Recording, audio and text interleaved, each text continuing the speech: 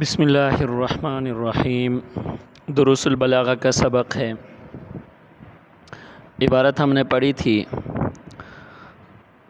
اور اس کا ترجمہ بھی ہو چکا تھا، آج اس کی وضاحت کرتے ہیں۔ والبلاغۃ، دیکھیں ابتدا میں مقدمہ سے پہلے میں نے عرض کیا تھا کہ ہم فصاحت اور بلاغت کے بارے میں مقدمے میں پڑھیں گے۔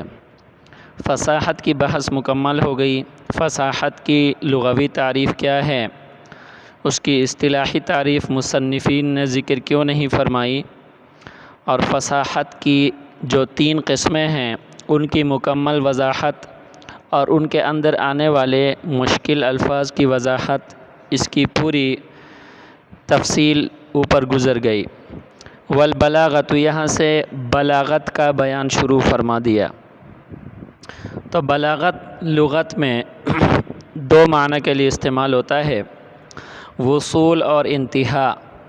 بہرحال وصول کا معنی بھی ہے پہنچنا، اور انتہا کا معنی بھی کیا ہے، پہنچنا۔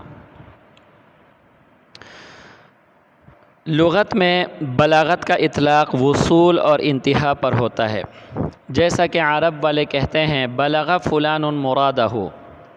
بلغ فلان مرادہ جب کہیں گے تو یہاں بلغ کو وصل کے معنی میں وہ استعمال کرتے ہیں۔ وصل فلان مرادہ، کہ فلاں اپنی مراد کو پہنچ گیا، تو یہاں بلغ وصل کے معنی میں ہے، تو معلوم ہوا کہ بلاغت وصول کے معنی میں استعمال ہوتی ہے۔ دوسرے نمبر پر آگے فرمایا بلغ الرکب المدینۃ ای انتہا الیہا۔ عرب والے کہتے ہیں بلغ الرکب المدینۃ، رکب کل بھی میں نے بتایا تھا قافلے کو کہا جاتا ہے۔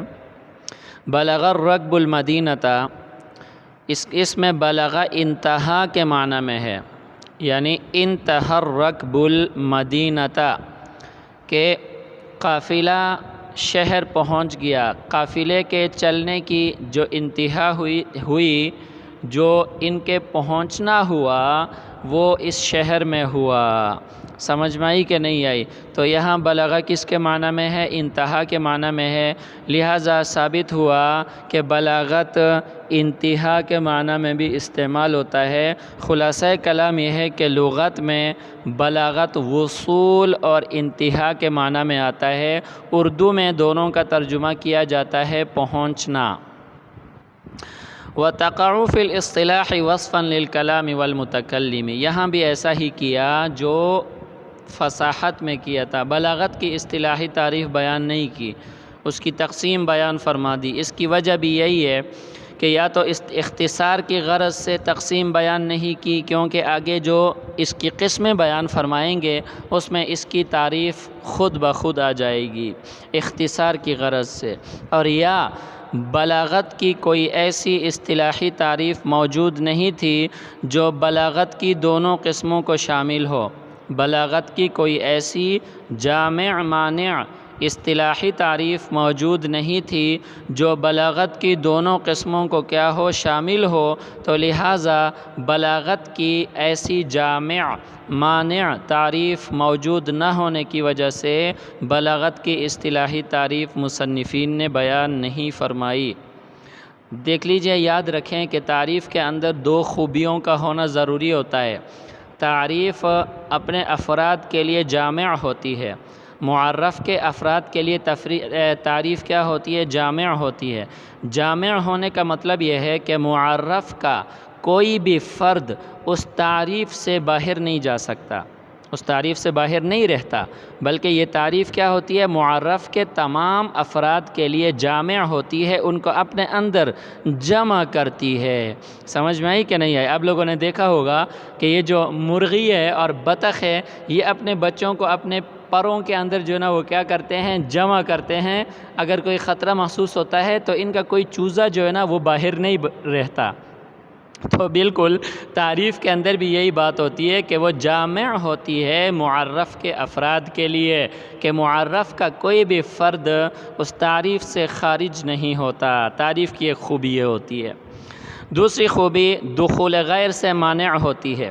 دخول غیر سے کیا ہوتی ہے، مانع ہوتی ہے، یعنی معرف کے افراد کے علاوہ جو دوسرے افراد ہیں ان کو تعریف اپنے اندر داخل نہیں ہونے دیتی، ان کو اپنے اندر داخل نہیں ہونے دیتی۔ یہی وجہ ہے کہ تعریف کے اندر آپ لوگوں نے پڑھا ہے، بہت ساری تعریفات کے اندر فوائد قیودات ہوتی ہیں کہ فلاں تعریف قید جو ہے نا وہ فلاں کو نکالنے کے لیے ہے، فلاں قید فلاں کو نکالنے کے لیے ہے۔ سمجھ میں آ گئی کہ نہیں آئی؟ تو یہ تعریف کی ایک خوبی یہ ہے کہ وہ معرف کے تمام افراد کے لیے جامع ہوتی ہے، کوئی بھی معرف کا فرد اس سے باہر نہیں نکلتا، باہر نہیں رہتا۔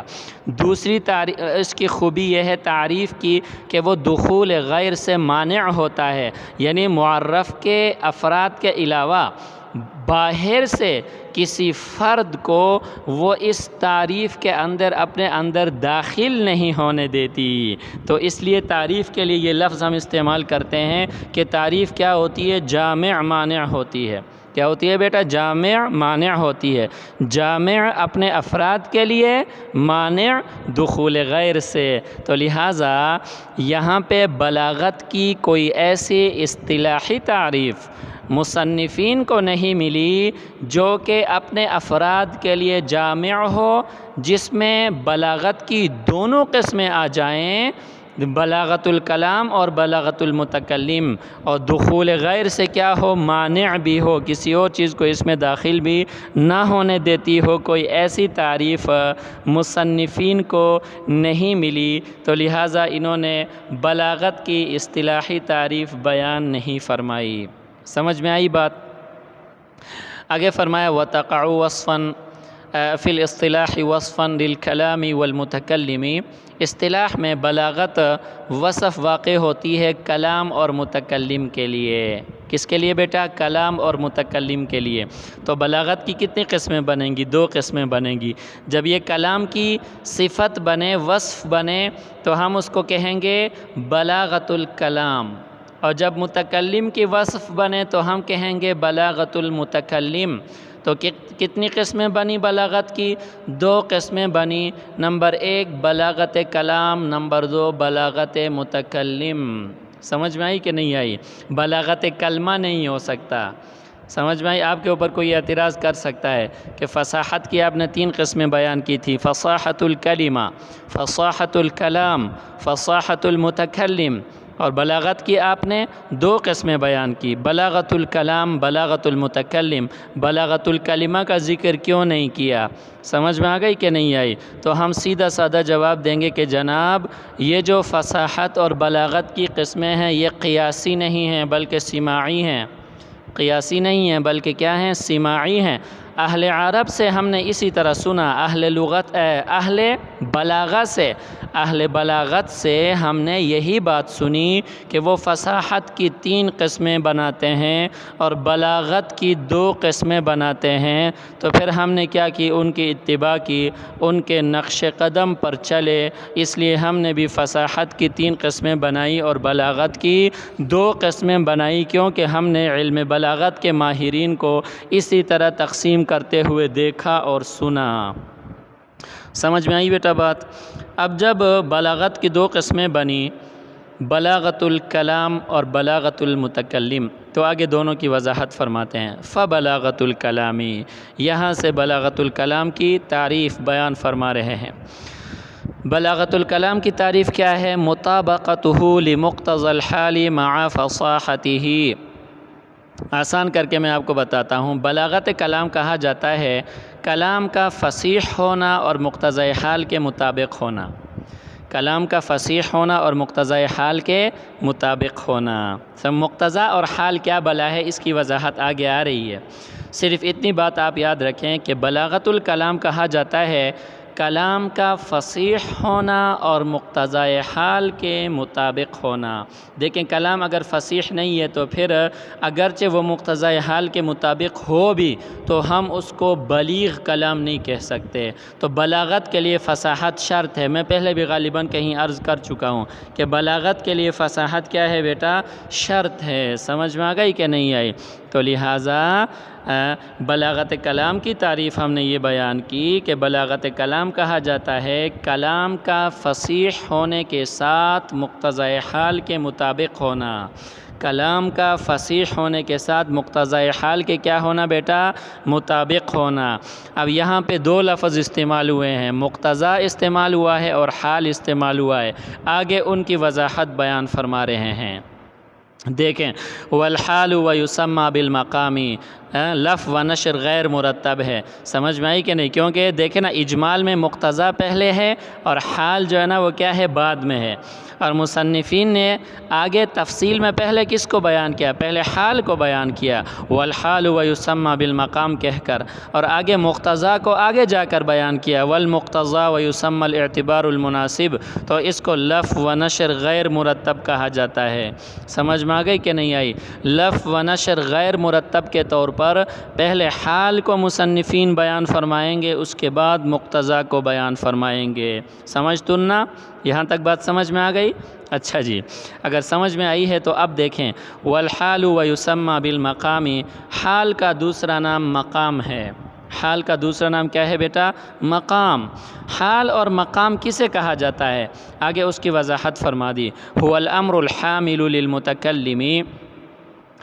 اچھا جی، حال اور مقام وہ امر ہے جو متکلم کو اپنی عبارت ایک مخصوص صورت میں لانے پر آمادہ کرتا ہے۔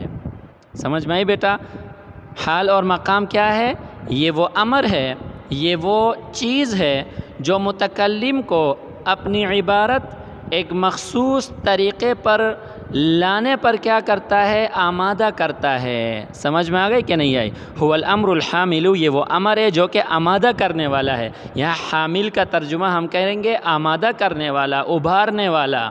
سمجھ میں آ گئی کہ نہیں ہے؟ دیکھیں میں دوبارہ بتاتا ہوں کہ حال اور مقام اس امر کو کہا جاتا ہے جو متکلم کو اپنی عبارت مخصوص صورت میں لانے پر آمادہ کرتا ہے۔ سمجھ میں آئی کہ نہیں؟ وہ متکلم کو یہ کہتا ہے کہ اگر تعریف کا مقام ہے تو تم نے اپنے کلام کو، عبارت کو کس انداز میں لانا ہے۔ سمجھ میں آئی کہ نہیں آئی؟ اگر ضم کا بیان ہے تو آپ نے اپنی عبارت کو کس انداز میں لانا ہے۔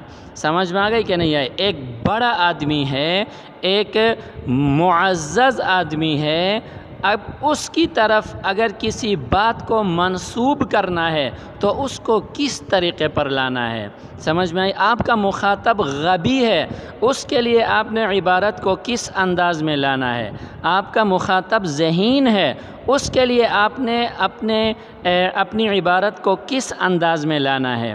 سمجھ میں آ رہی بات کہ نہیں آ رہی؟ تو اس کو کیا کہا جاتا ہے بیٹا؟ حال اور مقام کہا جاتا ہے۔ تو یہ حال اور مقام کیا چیز ہے بیٹا؟ حال اور مقام وہ امر ہے، وہ چیز ہے جو متکلم کو اپنی عبارت مخصوص انداز میں لانے پر، مخصوص صورت میں لانے پر کیا کرتا ہے؟ آمادہ کرتا ہے۔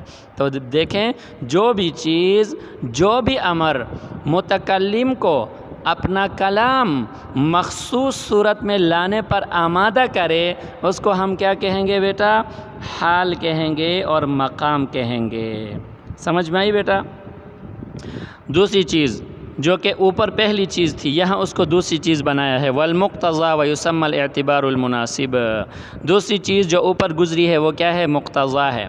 دیکھیں نا، مقتضى الحال ہم نے اوپر پڑھا تھا تو حال کی وضاحت ہو گئی، اب ہم مقتضا کی وضاحت میں آئیں گے۔ لیکن اگر مقتضا کی تفصیل میں بھی پہلے وضاحت کرتے اور حال کی بعد میں وضاحت کرتے تو ہمارے لیے بھی بات آسان ہو جاتی اور لفظ و نشر مرتب بھی ہوتا۔ لیکن یہ بھی کلام کو لانے کا ایک طریقہ ہوتا ہے، یہ لفظ و نشر غیر مرتب۔ سمجھ میں آ گئی کہ نہیں آئی؟ تو اس لیے یہ بھی جو ہے نا کلام کو لانے کا کیا ہے؟ ایک خاص طریقہ ہے۔ دیکھیں ذرا، مقتضا کا دوسرا نام اعتبار مناسب ہے۔ مقتضا کا دوسرا نام کیا ہے بیٹا؟ اعتبار مناسب۔ مقتضا اور اعتبار مناسب کیا بلا ہے؟ یہ وہ مخصوص صورت ہوتی ہے جس پر متکلم اپنی عبارت کو پیش کرتا ہے۔ آسان کر کے میں نے آپ کو بتا دیا۔ دیکھیں نا، ایک چیز ہوتی ہے جو متکلم کو اپنی عبارت مخصوص صورت میں لانے پر آمادہ کرتی ہے، اس چیز کو حال کہا جاتا ہے۔ اس چیز کو کیا کہا جاتا ہے؟ حال کہا جاتا ہے۔ اور دوسری جو ہے نا، یہ مخصوص صورت ہوتی ہے جس پر متکلم اپنے کلام کو، اپنے عبارت کو لاتا ہے۔ اس مخصوص صورت کو کیا کہا جاتا ہے بیٹا؟ مقتضا اور اعتبار مناسب کہا جاتا ہے۔ سمجھ میں آئی؟ میں بات دوبارہ دہراتا ہوں، بلاغت کلام کہا جاتا ہے کلام کا فصیح ہونے کے ساتھ مقتضی حال کے مطابق ہونا۔ مقتضی حال کیا بلا ہے؟ تو مصنفین نے پہلے حال کی وضاحت کی اور پھر بعد میں مقتضی کی وضاحت کی۔ حال کے دو نام ہیں، حال اور مقام۔ حال اور مقام کیا چیز ہے؟ حال اور مقام وہ چیز ہے جو متکلم کو اپنی عبارت ایک مخصوص صورت میں لانے پر آمادہ کرتی ہے۔ سمجھ میں آئی بیٹا؟ اچھا، دوسری چیز کیا ہے؟ مقتضی۔ مقتضی کے بھی دو نام ہیں، مقتضی اور اعتبار مناسب۔ مقتضی اور اعتبار مناسب کسے کہا جاتا ہے؟ اس مخصوص صورت کو کہا جاتا ہے کہ جس پر متکلم کیا کرتا ہے؟ اپنے کلام کو، اپنی عبارت کو لاتا ہے، پیش کرتا ہے۔ سمجھ میں آئی بیٹا؟ اب مثلاً میں جو ہے نا آگے مقتضی حال کی وضاحت مثالوں سے بیان فرما رہے ہیں۔ اچھا، مثالوں میں دو چیز بیان کی ہے، نمبر ایک مدح، نمبر دو ذکاء مخاطب، مخاطب کا ذہین ہونا۔ اب دیکھیں بیٹا، المدح حال، مدح تعریف یہ ایک حال ہے، یہ ایک مقام ہے۔ سمجھ میں آ گئی کہ نہیں آئی؟ یدعو لإراد العبارت علی صورت الاطناب، اطناب کہا جاتا ہے تفصیل کو۔ اب دیکھیں بیٹا، مدح یہ ایک حال ہے جو متکلم کو اپنا کلام اطناب کی صورت میں لانے پر آمادہ کرتا ہے، تفصیل کی صورت میں لانے پر آمادہ کرتا ہے۔ دیکھیں، جب آپ کسی کی تعریف کرتے ہیں تو اگر آپ نے اس کی تعریف میں ایک لفظ بولا تو یہ تعریف مکمل نہیں ہوئی۔ سمجھ میں آ گئی کہ نہیں؟ یہ آپ کا کلام جو ہے نا وہ بلیغ نہیں ہوا۔ آپ کا کلام بلیغ کب ہوگا؟ کہ آپ اس کی تعریف جو ہے نا وہ کیا کریں؟ تفصیل سے کریں، کہ وہ فلاں شیخ التفسیر، شیخ الحدیث، سمجھ میں آ گئی کہ نہیں؟ محدث العصر، وہ علوم عقلیہ اور نقلیہ کا ماہر، سمجھ میں آ گئی کہ نہیں آئی؟ آپ اس کے لیے اتنے القابات استعمال کریں گے کیونکہ مقام تعریف ہے۔ سمجھ میں آ گئی کہ نہیں؟ اور تعریف کو جتنا طویل کیا جائے، اس میں تفصیل کی جائے، تو لوگوں کو اس آدمی کی اہمیت کا پتہ بھی ہوگا اور آپ کی بات بلیغ بھی ہوگی۔ سمجھ میں آئی کہ نہیں آئی؟ دیکھیں، آپ کے ختم بخاری کے لیے کوئی بہت بڑے شیخ الحدیث آئے ہیں اور جو کمپیئرنگ کرنے والے ہیں، جو اسٹیج سیکٹری ہیں، وہ کہیں گے کہ بھائی ہمارے مدرسے میں بنات کے ختم بخاری کے لیے شیخ الحدیث صاحب تشریف لائیں گے اور وہ بخاری کی آخری حدیث پڑھائیں گے۔ تو اب کمپیئرنگ کرنے والے اسٹیج سیکٹری کی یہ بات بلیغ نہیں ہوئی، کیونکہ مقام مدح ہے، مقام تعریف ہے، اور اس نے کیا کی؟ شیخ الحدیث لفظ پہ اکتفا کیا، بلکہ وہ اس کی پوری وضاحت کرے گا کہ وہ فلاں جو ہے نا مدرسے کے شیخ الحدیث ہیں، اتنی بڑی شخصیت ہے ان کی، اور ان کے علمی کارنامے اتنے ہیں، تاکہ بچیوں کو جو ہے نا وہ اس کی اہمیت کا پتہ بھی چل جائے کہ ختم بخاری کے لیے کون سی شخصیت تشریف لائے ہیں۔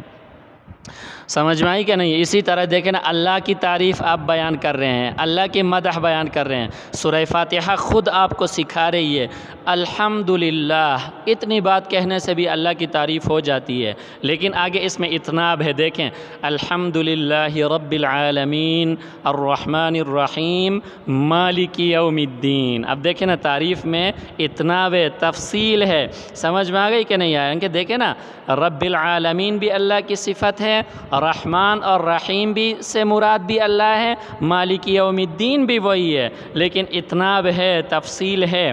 تو سمجھ میں آئی میرا بیٹا؟ تو اس لیے اب دیکھیں، یہ مدح ایک حال ہے جو متکلم کو اپنا کلام کس صورت میں لانے پر آمادہ کرتی ہے؟ اطناب کی صورت میں لانے پر آمادہ کرتی ہے۔ تو مدح کیا ہو گیا میرا بیٹا؟ حال ہو گیا، مقام ہو گیا۔ سمجھ میں آئی کہ نہیں؟ اور متکلم جو اپنے کلام کو لا رہا ہے، تو جو جس صورت میں لا رہا ہے وہ صورت کیا ہے؟ وہ مقتضیٰ کیا ہے؟ وہ مقتضیٰ جو ہے نا بیٹا کیا ہے؟ اطناب ہے۔ حال مدح ہے اور مقتضیٰ کیا ہے؟ اطناب ہے۔ ایک مثال کافی ہو جاتی تھی، لیکن مزید وضاحت کے لیے دوسری مثال بھی بیان فرمائی۔ وَذَكَاءُ الْمُخَاطَبِ حَالٌ، مخاطب کا ذکی ہونا، ذہین ہونا، یہ ایک حال ہے۔ سمجھ میں آ گئی کہ نہیں؟ اور یہ متکلم کو اپنی عبارت اختصار کے ساتھ لانے پر آمادہ کرتا ہے۔ ایجاز اختصار کو کہا جاتا ہے۔ اتناب اور ایجاز کے بارے میں آگے ہم پوری تفصیل پڑھیں گے۔ سمجھ میں آ گئی کہ نہیں آئی؟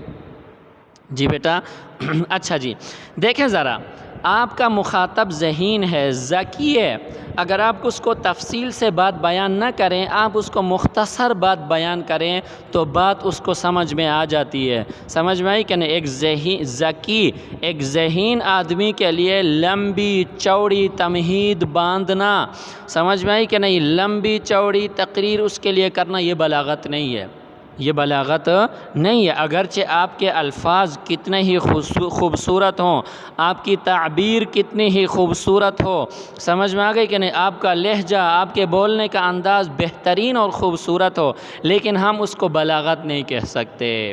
سمجھ میں آئی کہ نہیں؟ یہ بلاغت والوں نے بھی جو ہے نا ہمیں کیا کر دیا؟ پھنسا دیا۔ سمجھ میں آئی کہ نہیں؟ آپ کے الفاظ، آپ کا لہجہ، آپ کا انداز، سمجھ میں آئی کہ نہیں؟ بہترین ہے، لیکن اس کو ہم بلاغت نہیں کہہ سکتے۔ سمجھ میں آئی؟ اب دیکھیں ذکاء مخاطب کا ذہین ہونا، یہ متکلم کو اپنا کلام، اپنی عبارت ایجاز کی صورت میں لانے پر آمادہ کرتا ہے۔ سمجھ میں آئی کہ نہیں آئی؟ کیونکہ ذہین آدمی کے لیے مختصر بات کی جاتی ہے۔ العاقل تکفی لہ الاشارہ، عقل مند کے لیے اشارہ کافی ہوتا ہے۔